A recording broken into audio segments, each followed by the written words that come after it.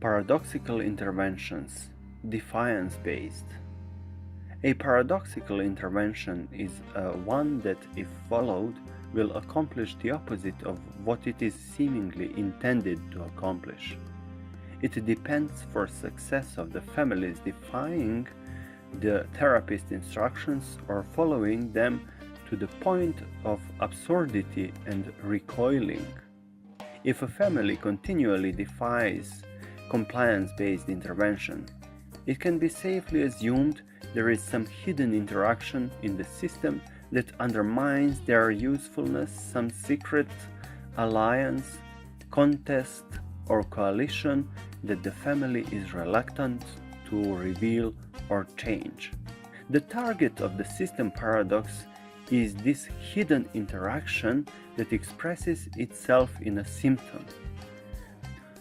Following is an example of a systemic paradox.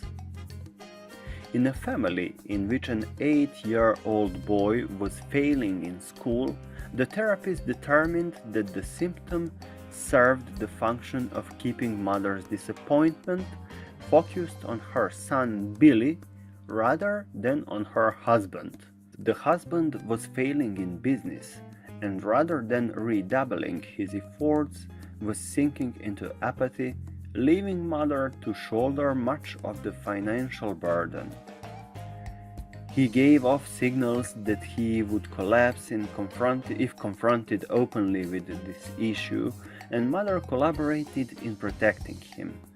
Whenever she became angry at his lack of ambition, she nagged Billy, her son, to straighten out and make something of himself, do his homework, practice his violin, clean up his room, etc.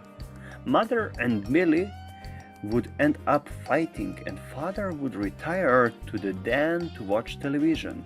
Both parents denied there was a marital problem, the wife stating, "My husband doesn't like to fight, and I've accepted this." The therapist told the mother it was important for her to continue to express her disappointment in Billy, because otherwise she might begin to express her dissatisfaction with her husband.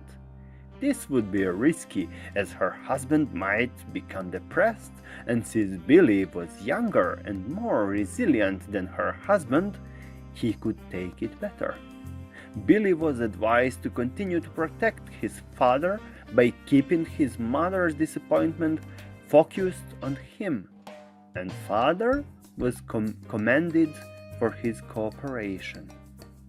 The mother had an immediate recoil, saying, "You are suggesting I fight with my 8-year-old son instead of my husband, a grown man. Why should I damage my son to protect my husband?" Thus redefining her own predicament. The husband supported the therapist, saying he thought her suggestion was a good one because, he told, Billy bounced right back. With him, it doesn't last for a long period of time, and he doesn't get depressed like I do. Besides, we can't know for sure if it's doing him any damage. Mother was outraged at her husband's validation of the therapist's perception and proceeded to fight with him. The conflict was refocused onto the parents, and their son Billy was released from his middle position.